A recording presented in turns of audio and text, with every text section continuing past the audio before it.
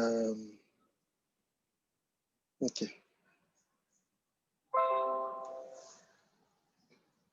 Can you see it?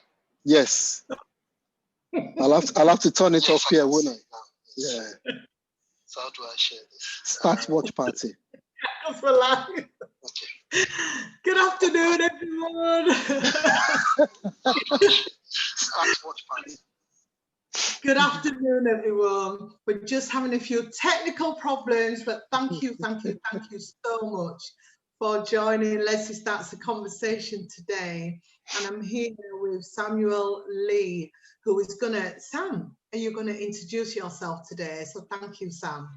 All right, so good afternoon, everyone. My name is Sam Leigh. I'm based in Leeds, and Lesleye asked me to introduce myself. I'm not sure how far back I should go, but just to say, I used to, as far back as I want. Yeah, so I was actually born here in the UK, in London, but my parents were studying. They were studying here in the UK, and when they finished their studies, they went back to Nigeria. So I was about 5 years old when they went back, and I was there for my primary, secondary, university. Came back to the UK in '93, and I was in London for a few months. Didn't like it, so I came up to Leeds. So I've been in Leeds since 1993. Done lots of different things, but my main career really was as a civil servant. So I worked with the Employment Services, then Job Center, then DWP, then moved to the Department of Health. So my final role was with the Department of Health, and I did that I was with the civil service for 18 years. I eventually left in 2016, mainly because I've always wanted to, you work in a job, I loved my job, it was a great job. However, I always knew I was meant for more. I love working with people, I love chatting, I love people generally. And so really working behind the desk for so many years, I needed a change. So I left my job in 2016 and started 2 businesses. My first business, which I've been going since 2010, is actually as a financial coach. And I used to do that on a part-time basis. I used to work 9 to 5. Then in the evenings, I'll go do my business as a financial coach. And then in 2015, I reduced my JOB, went down to 3 days instead of 5 days. And after about 6 to 8 months, I decided, you know what, I can actually do this full time. So I handed in my notice 29th of April, 2016, did my 3 months notice, and then I left the plantation on the 1st of August, 2016. I started full time as a financial coach. And then the mental health first aid started a mental health first aid business because I used to be a mental health first aider in the workplace. And I realized that a lot of organizations in the outside world did not actually have first aiders. So I decided to start a business in that. And so those are the 2 businesses I run now, as a financial coach and a mental health first aid trainer. Wow. So that's me in short. I've got 3 children. My daughter's 28, my sons are 13 and 15. And I've got a grandson who's going to be 2 in December. Wow. So yeah, so full life, got a fantastic wife. And yeah, God is good to me. I really can't complain. So yes, that's me in short. I've tried to summarize it as quickly as I could. Oh, thank you so much, Sam. Wow, you've done all sorts. Am I allowed to call you Sam or Samuel? Sam is good. Samuel when I've been naughty, so keep to Sam. All right. So Sam, so when you moved back here then in 1993, how did you find England? Oh, that's a whole different story. I was shocked, mainly because I expected different. I think when you come here, you kind of think everything is beautiful. Money is on the streets of London, or you just pick it up. I think one of the shocker for me really was seeing, one of the first things that shook me up was seeing a beggar, a white man, begging me for money. I'm like, what? In England? You know, and I think we just came out of the airport. I'm like, what's going on here? And then reality hits, you know, when you get a job and you have to, all sorts of things, you know, the money you have to pay out. And I think one of the shockers for me, which is why the financial coaching thing I do now, my business in that, one of the things where I'm so passionate about it is that when I first started working here, and I started getting offers of credit cards and loans, I took all of it. You know, any credit card I got offered, I took it. Any loan I went for, I took it. And what I found myself was I was traveling, I was buying nice things, I was living large, but nobody ever told me that that money wasn't mine. Yeah. For some reason, I know people think that's, but there's so many people who are going through the same thing. Because where I've come from, if you don't have collateral, you don't get a loan. So to come here and they say, oh yeah, you can come and get 10K, come and get 5K. Have a credit card, just use it. So I used everything. And so when I started getting phone calls and I started getting the red letters, I was like, what? I thought they were giving me the money. so, so I got the shock of my life. So yeah, so that was one of the biggest shocks when I first came, that they were just giving you money left, right, and center, but I didn't realize I had to pay you back. So yeah. Wow, that must have been a real shock. A real shock. It wasn't anything I expected at all. And I just think it's easily done, really. And I think because we don't get any education around that, and we don't know what money really is all about. And I think when I think about the, you know, when I look at my mental health back in those days, where I used to hide from picking up my phone calls, or when letters came through the letterbox, you just don't open it, you chuck it. But you know, anytime they could, they call you 20 times a day. And I know for personally, I struggled a lot in that time because I hate owing people. I hate having any kind of debt. So I'm completely debt free now. But at the time, it was, wasn't great. Wasn't great. Yeah. And how do you feel? How do you feel about mental health, Sam? Has that had an impact on your life? I think we don't really talk about mental health that much. And when I look at where I've come from, I always say to people, I'm a Yoruba man, I'm from Nigeria. And when I think about the word mental health, the only word you can think about really that comes close to mental health is crazy or mad. You know. So for me, actually becoming a mental health trainer, it was a massive subject because I'd gone through some challenges in the past. I didn't relate it to mental health. It was just like I was going through a tough time. If I think about it now, I can give it different names. But at the time, it was just you were going through a tough time. And when, back in Nigeria, when you see somebody who's got a mental health issue, most of the time they're living on the streets, they're naked, they're cutting themselves, they're dirty.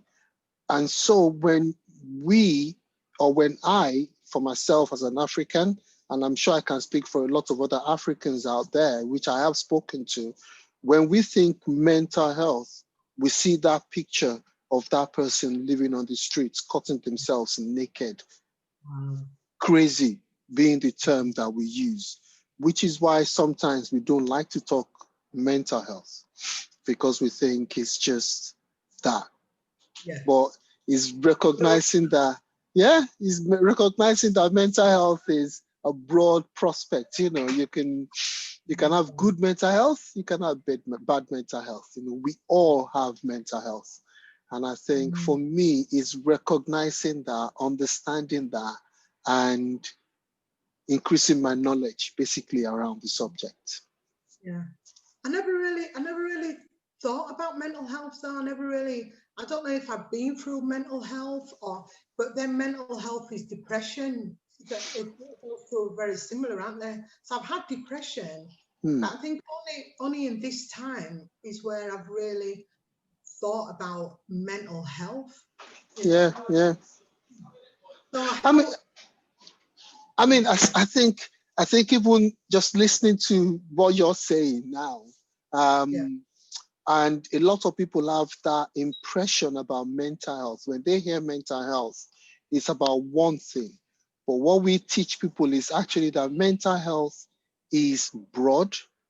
There are different types of mental health conditions that people can have.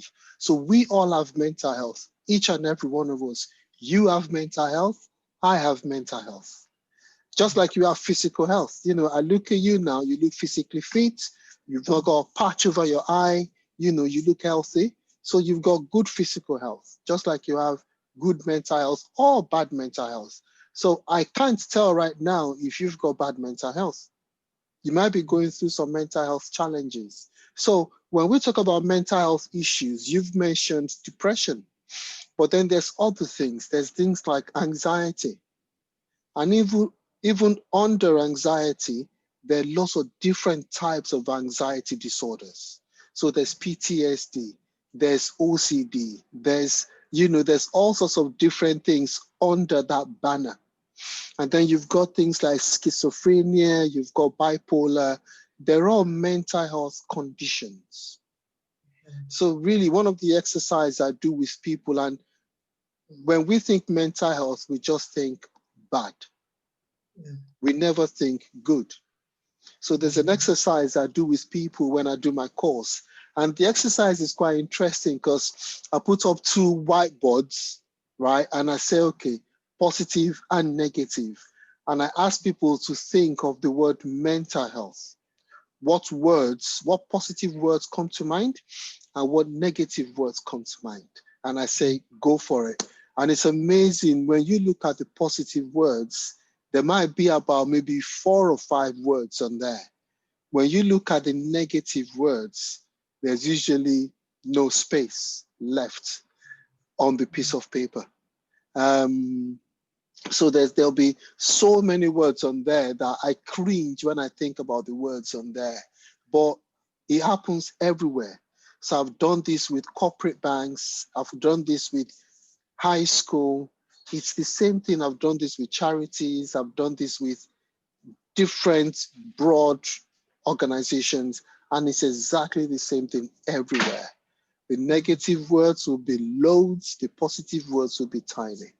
I mean, even the schools, they're probably worse when you think about some of the words that the young people they use. So yeah, so we all have mental health. It's just whether it's good or bad. And we all have good or bad all the time. So you might wake up this morning with a great mental, you might wake up and you're feeling happy, you're fired up, and then you go outside and your tire might have gone down, or somebody might cut you up on the road, or you might get bank statements that you don't want to see, and that might affect you, or you might see a motor accident, which would impact on you. And so every single day we're like that, we're up and down, up and down, up and down. And the key really is trying to find that balance and trying to find that space where you can maintain a steady, good mental health. And how do you find that balance? Oh, yes. That's what we all want, isn't it? If I could get that, I would probably bottle it. I will stick it in a bottle and I'll start selling it. To be honest with you, how do you get good mental health? For me, it's what works for me. So for me, there's lots of different things. I think relationships is a good one. Just having good, positive, strong relationships. Financial stability is another thing that helps. Talking, being able to talk to people, being able to share, and they say it's good to talk. Being able to talk to people, exercise, always awesome. Eating well. There's so many things. I mean, it's about doing things. I laugh a lot. I dance a lot. I laugh every minute. Yeah, it's just things that makes you happy, things that build you up. And the more you have that going for you, the better your chances of just maintaining a good mental health. And again, you'll have your ups and downs, but it's how you actually deal with it, how you approach it. And yeah, those are some of the things. Yeah. Yeah. So through this period, what everybody's going through at the moment, through COVID-19, how can we keep a positive mental health? How can we stay positive? What can we do? I think the first thing that is interesting, because I did a talk recently for an organization, and it was the same thing that was asked. And the first thing I will say is focus on what you can control. Okay. What can't you control? You can't control COVID. It's just the way it is. You can't control the weather. What can you control? What do you have in your space that you can control? I think if you focus on that, that is a really good place to start. Having a sense of structure, planning your day. Do you need to wake up at the same time? Do you need to put in an exercise period in your day? So, for half an hour, I do something called Peloton, and I would log it on my phone, plug it to the TV, and I'll just do like a cardio class for half an hour or 45 minutes, just to get me away from my desk during the day. So control what you can control. Being connected to people is a really good one. Just connecting with people, talking to people, not listening to the news. So I do listen to the news. Yeah, However, I do. Mainly because my wife has to, so we do too, because of her job. She needs to know what's happening in the city. So we would listen to the 10 o'clock news, but that's it. No more. I think one of the challenges people have is they listen to the news throughout the day. And it's constant. Social media is the same thing, controlling how much you watch. Just different things like that you can control. Talk to yourself, have a chat with yourself. It's usually the best conversations you're going to have are the ones with yourself. It's about that. So have a chat with yourself, get yourself right. So those are some of the things that I kind of shared about, and things that you can. Self-care is important. Eating well. Absolutely. You've got to look after yourself. Yeah. But if somebody's down, if somebody's feeling really down, really anxious, feeling depressed, not knowing, where to turn, or they don't really want to talk to somebody, but you've got to, reach out to that person, because obviously for whatever reason you're really concerned about their mental health. How do you actually reach out to that person? How can you connect with that person without being patronizing or rude, or how do you do that? There's this thing where they say people don't know how much, they don't care how much you know until they know how much you care. And I think it's caring for that person, just being honest with that person, offering yourself, and people will not want to talk. However, if they know, you will listen. And I think I always say to people, they teach us all sorts of things in school. However, some skills they don't teach us, skills like listening skills. How do you listen to somebody? How do you, most of us listen to interrupt. We don't listen to actually hear what that person has to say. I just say to people, just shut up. Nobody cares what you want to say. And I think if more of us can do that and just listen to that person, don't give any advice, because the advice I might give to you, Lesleye, might not be good for Janet. or what's good for Janet might not be good for Sarah. So I don't need to hear your advice. Just listen to me. And I think if people know that you will be that kind of person who won't just tell them what to do, they'll listen to you more and they'll come and talk to you more and build that relationship with you. I think that's one of the things that a lot of people get wrong.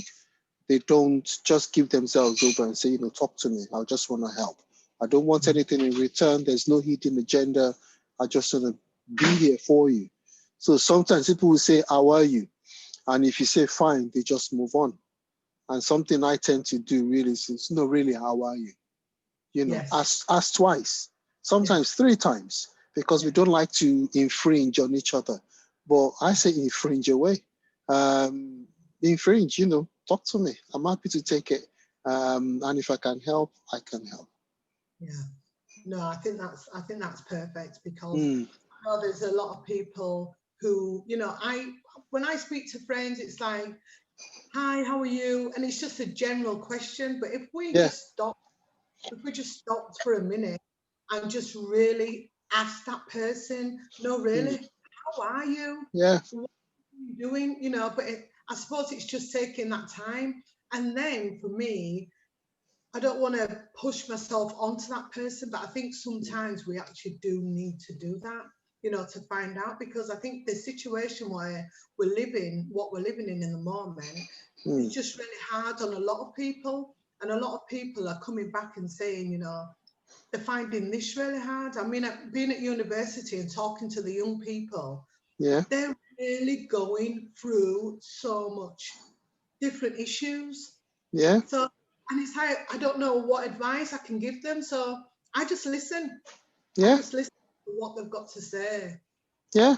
And sometimes they will come up with the answers themselves. A lot of the time, people know what they need to do. They just need to bounce off somebody. And if you just become that person that they can bounce off, then it makes a massive difference to that person. Yeah. So it's just listening. I think listening is a skill that is dead. But we need to revive it again. We need to pick it up and learn how to support people in that sense. Yeah, exactly. I saw an interview what you did with Calendar. Oh, yes.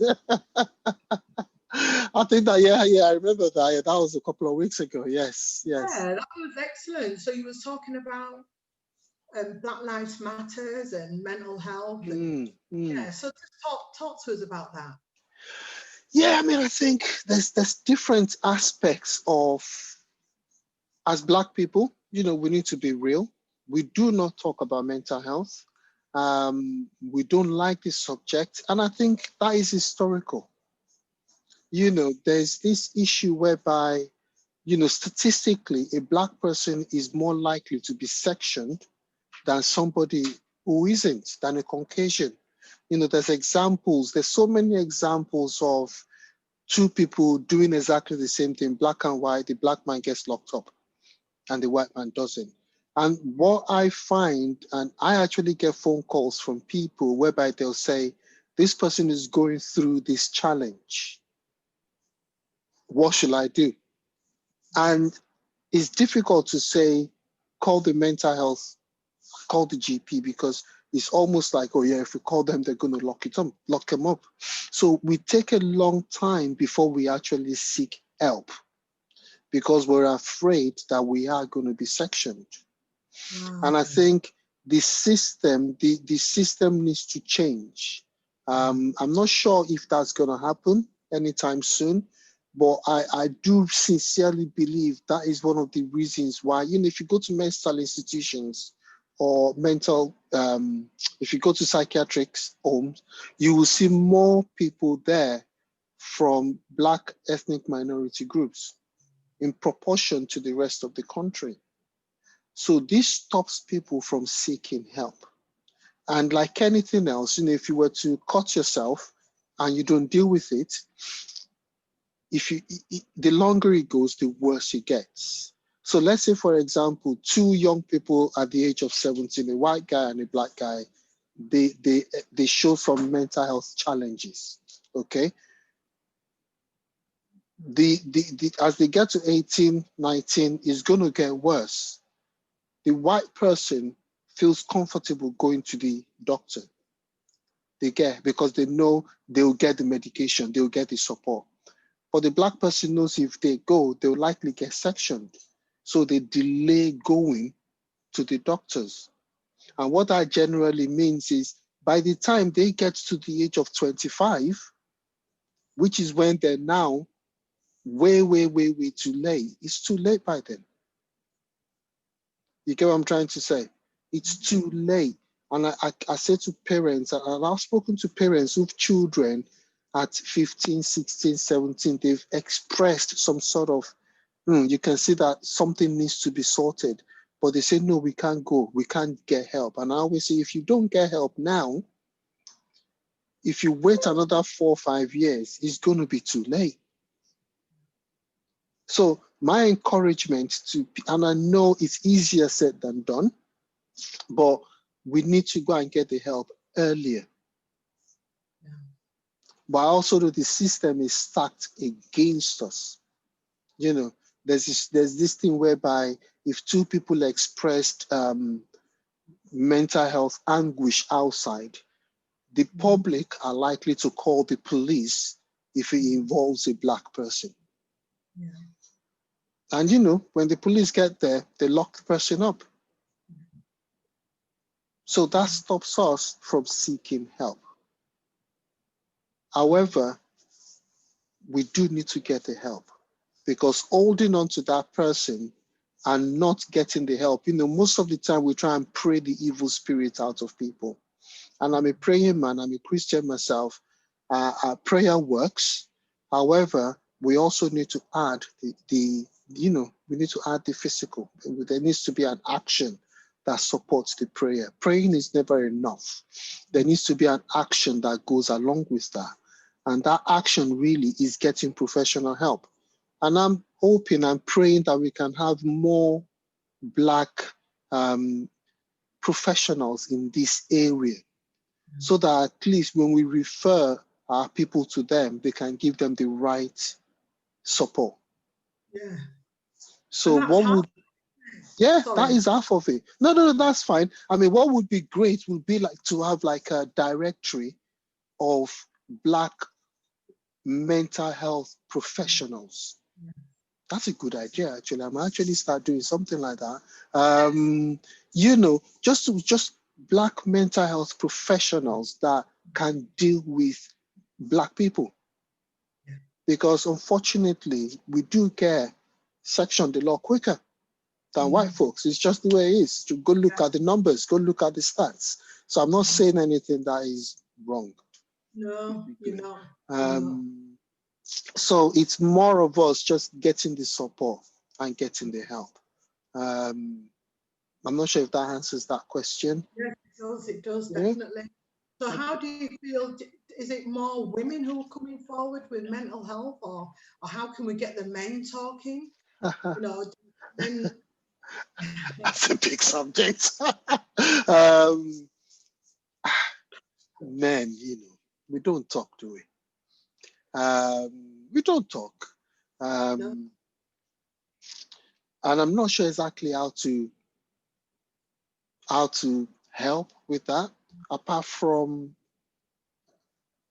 you know, I always, part of the stuff when I do my course, I've got 2 boys, and I always use an example of where we went to see The Greatest Showman, and you know, I found that movie to be very emotional. The only reason I didn't cry was because, you know, I was a big man. I didn't cry, you know. But one of my boys kind of was emotional, and his brother was like, "Oh, what's wrong with you? Just get over it." I was like, "Nah, leave me alone." You know, that is emotional as well. I'm just not sure with it. And I think what we need to do is to let men can cry. Nothing wrong with you crying. You know, I'm an emotional wreck. And, you know, and I think we need to let more men just be men. There's nothing, you're not less because you're showing, you're crying. You're not less because you're talking about what you're going through. And I think a lot of the time we try and be strong. We try and be, I don't even think strong is the right word to use. We don't want to show weakness. You wanna be Yeah, like, macho, vulnerable. And there's different organizations out there that, Andy Men's Club.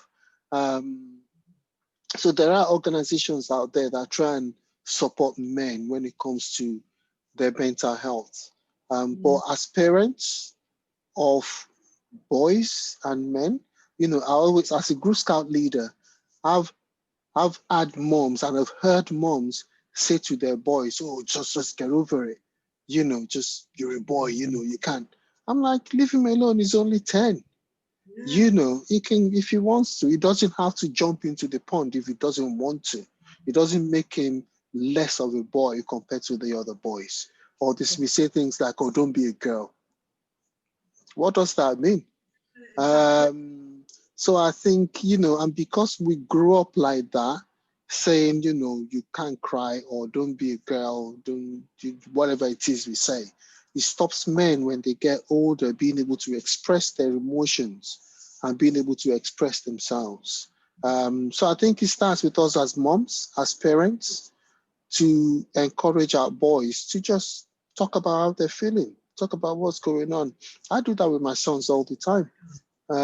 What's going on? Tell me, and I make sure we talk, we converse. And I think that is important as parents. We need to start off with that. Definitely, because I think society puts too much pressure onto boys and to men. Yeah. To be this example, boys don't cry, and and it's life. It isn't like that. Life is not like that. So like as women, I can cry at a drop of a hat. I can show my emotions, and I think you've got to show your emotions. I think you've got to express all the things what you're feeling, because that just helps your mental health. Why you keep everything all cluttered up inside? Talk about it, clear your mindset, get everything out. And I don't think as women should just do that. I think, definitely we need to teach our young boys, young men growing up that they can express themselves and keep talking. Because is it the older generation who don't want to talk, the older men? They've got this stereotype, haven't they? I mean, the thing is, as a man, as a man, I think there is a lot of pressure. You bring home the bacon, you work, or you've got to look after your family. You're the head of the family. The scripture talks about that. And there is an expectation that as a man, you will be super. You won't be, you can't crack. So he is the older generation, but I still see that now. Right. I don't think it's just the older generation. I still see it now in younger people, and maybe not so much, and hopefully it will die off over several years. But right now, there's still that thing there where, be a big man and don't show that you're weak. But again, I think it starts from home. It starts at home, helping our young people to be able to express themselves. I think it's really important to talk and to, it's very, very important. Very important.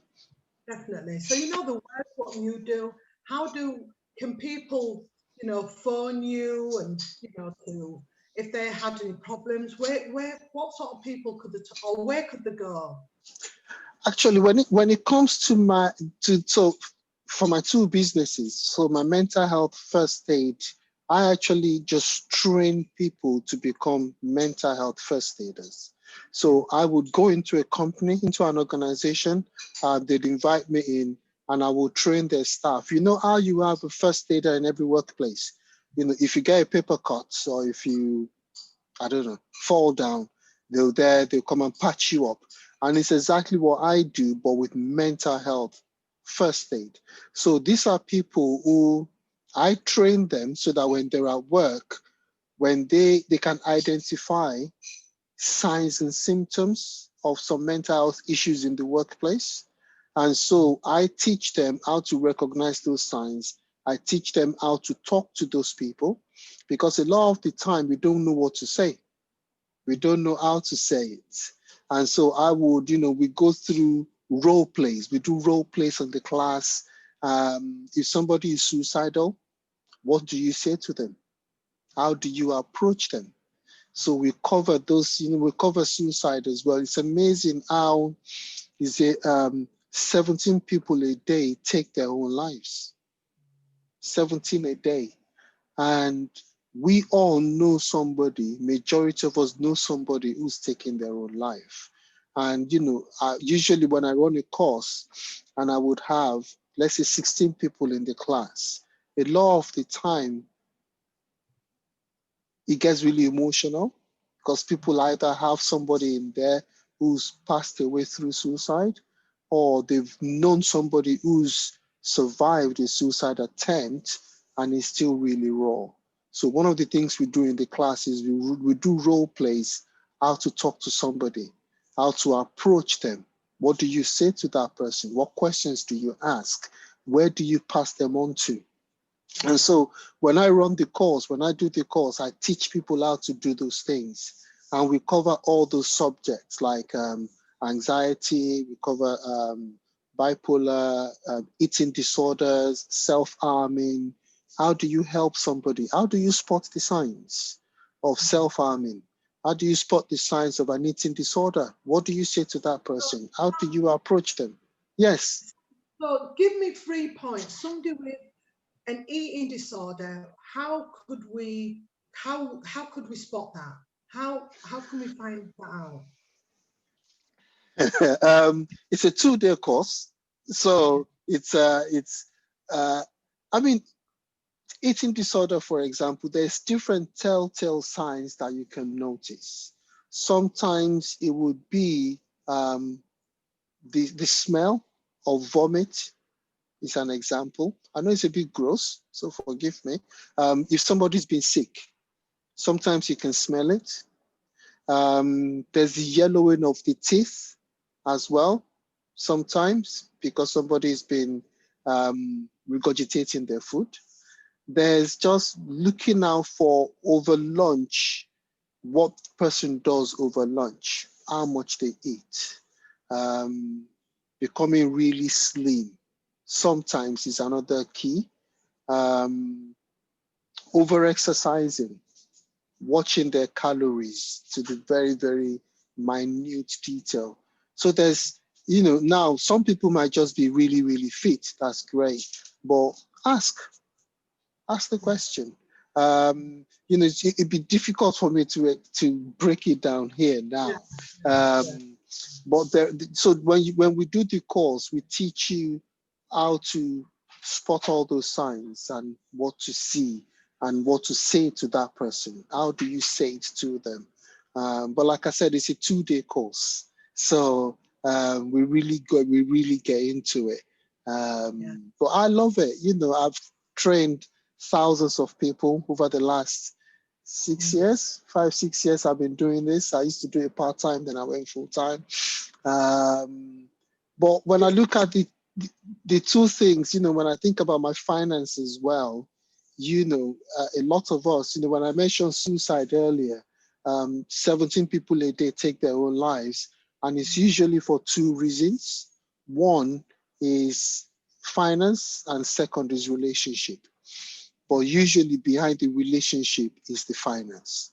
And because we don't get any financial education in school, a lot of us don't know what to do with money.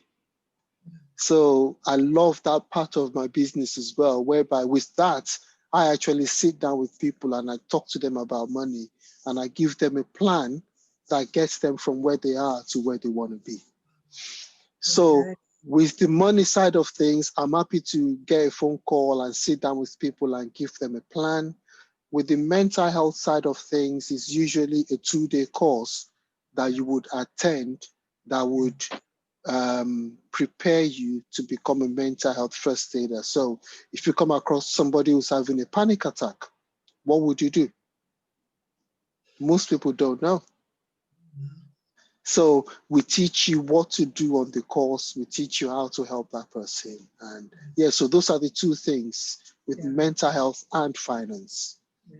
No, it sounds really interesting. So then, do you go out to different companies and teach these first aiders to different companies?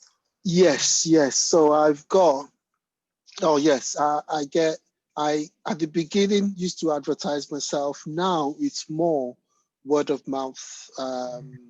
So I do, so since COVID, it's been on lockdown. Although there is the online course that a lot of first aiders are running. I personally am not doing them just because I prefer the face-to-face. I prefer, like I said, I remember doing a course one time. I had 14 people in the room. And when we got to suicide, 7 of them had to leave the room because they all had personal experience of suicide. Now, I was in the room, so I could support them. I could help them. I could look after them. And my issue running such a course online is if I've got people on the room, I can't see them. I don't know when they're in pain. I don't know when they're struggling. How am I going to help that person? All they need to do is just click the button and they're gone. Yeah. So I've not run any online courses for that reason. I'm hoping that we can go back to running face-to-face, hopefully in November. I've got a course booked for November, 17th and 18th of November. And hopefully I'm going to have some social distancing courses that I'm going to start running again. Right. So that is, you can come to me, but with the finance, I'm happy to see people one-on-one. It's all online anyway. That one we can do online. So I'm happy to talk to people around that as well. Yeah, so you need to give us some more information about these financial, because you're a financial coach. Yeah, I'm a financial coach. And what basically the idea behind that was that I had a lot of debt. We don't get any education in school. We don't know how money works. We don't know how the banks make money off your money. And so a lot of us, Robert Kiyosaki said, we go to school to learn how to work for money. We don't actually learn how to get money working for us. So what I do is I sit down with people and I show them different things about money. The rule of 72, that's how banks make money off your money. If you've got a mortgage, how you can pay your mortgage off 5 to 7 years earlier, doing exactly what you're doing now. And we teach you different things around that. And then I give you a plan. And the plan basically says, if you keep doing what you're doing now, for example, you'll be debt-free in 30 years' time, including your mortgage. However, if you change 1 or 2 things, you could be debt-free in the next 10 years. Okay. And I've got loads of people. I get phone calls, I get text messages. I'm now mortgage-free. I'm now debt-free after 5 years of sitting down with me. I've been doing this 10 years. So I started in 2010. So I've got hundreds of testimonies of people who are now completely debt-free, mortgage-free, just from following some simple principles. Money is a tool, just like you get a hammer, it's a tool, and you need to learn how to use it. And money is exactly the same thing. You've just got to learn how to get it working for you. And so the financial side of things is just helping families become debt-free and financially independent. Yeah. And I love it. I enjoy it. I meet lots of different people, and it's all confidential. We're regulated by the Financial Conduct Authority. So what we do is, we are well authorized and well regulated by the government. So we just want to support people. We just want to help people, help them to leave a legacy. Most of us are not living legacies, and that's why I do what I do, being able to leave a legacy, create generational wealth in my family. That I sounds want, I want the 5th generation from now to remember my name. you know, great grandpa Sam left us £1 million. That'd be nice, wouldn't it? That'd be nice. That'd be nice. I mean, for me, that's why I do what I do. I want to be able to live, make a difference. Because, you know, when I started in the UK, I started at minus 200. But I don't want my children to start. I want them to start with a plus. I want to leave them in a, you know, I've done all the jobs. I've done the kitchen portrait, I've done all the jobs in the world. But I don't want my children to go through that. I want them to have a better start than I ever did. And I think, I'm putting the work in. But it starts with education. Financial education starts with that. So happy to support people, happy to help, happy to sit down and go through the plan and just be able to, and it's all confidential. So everything we discuss stays with us. Mainly because, you know, like I said, we are regulated, we're authorized and regulated by the FCA. So whatever we discuss remains confidential between us. And we operate all over the UK. So I've got clients in Scotland, in Wales, down south, all over the UK. I've got clients. So happy to meet, to see anybody anywhere to support them. Excellent. Well, I've got your details and I'm definitely going to be. No problem at all. No problem. Yes. Yeah, I will definitely put Sam's details in there. But Sam, before you go, there's a question where I always like to ask people at the end. Who is your superhero? Oh, I didn't expect that one.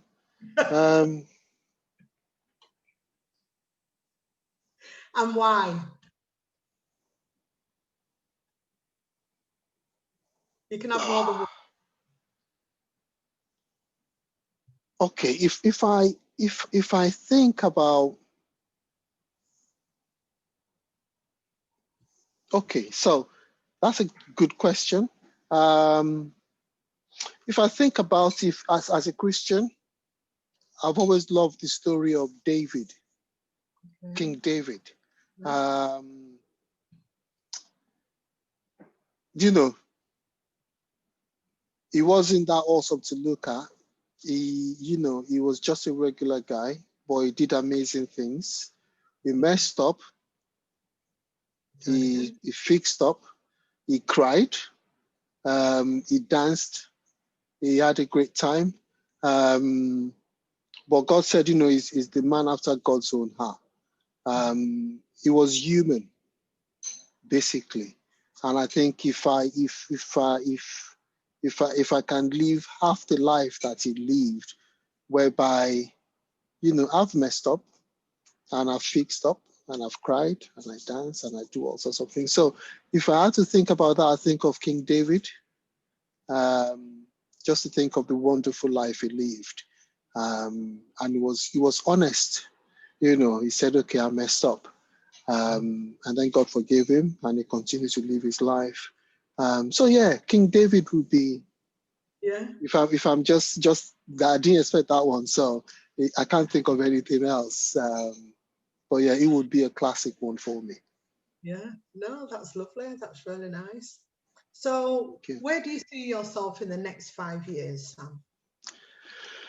5 years, I will be 54. My goal is actually to stop working.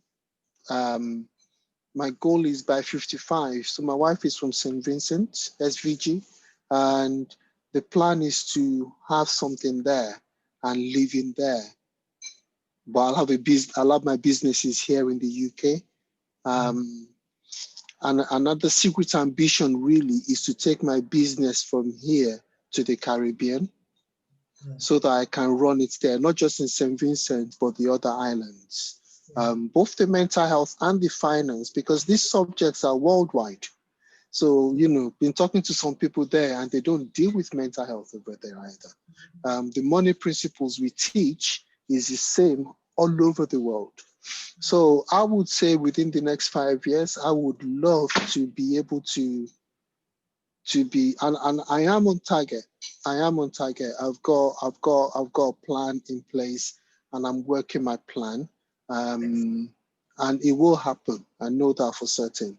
So yeah, so that would be the idea, that within the next 5 years, I will be financially independent.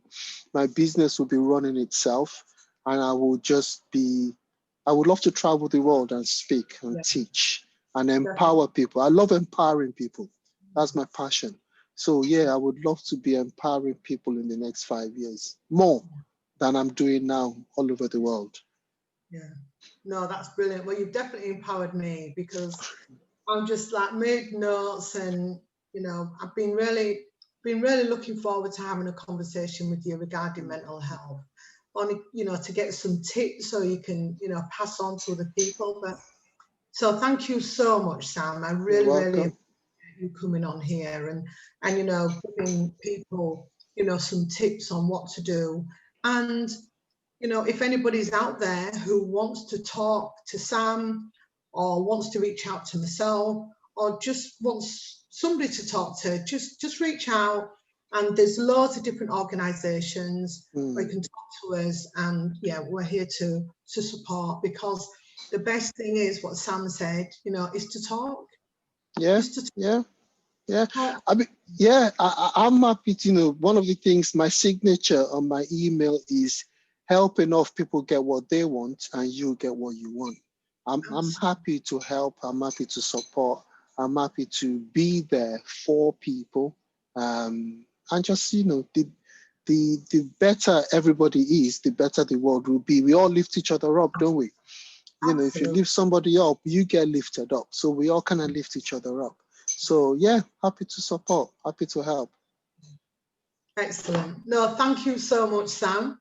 And let's say thank you, everybody, for tuning in and listening to our conversation. I really appreciate your support. Sam, do you want to say goodbye to everybody? And yes. Don't move from there. Okay.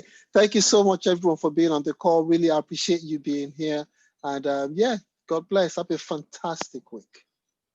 Oh, thank you so much, everybody. And I am back here next week, Sunday, same time, 5 o'clock. And I have got, wow, another amazing guest. I'm just so thankful and so blessed of all the different people who are coming on this platform to share their stories with you. I really do appreciate all the guests who have been on. And thank you so much to everybody who tunes in. I really appreciate it. Do me a favor. Put down in your comments where you're from. And if you're watching on the replay, put hashtag replay. And you can also subscribe to my YouTube channel. I need to promote this more. I'm not doing that. I will leave my comments, my YouTube channel in the comments. Okay, but thank you so much for tuning in. And I'll see you next week, Sunday, 5 o'clock. Thank you. Bye.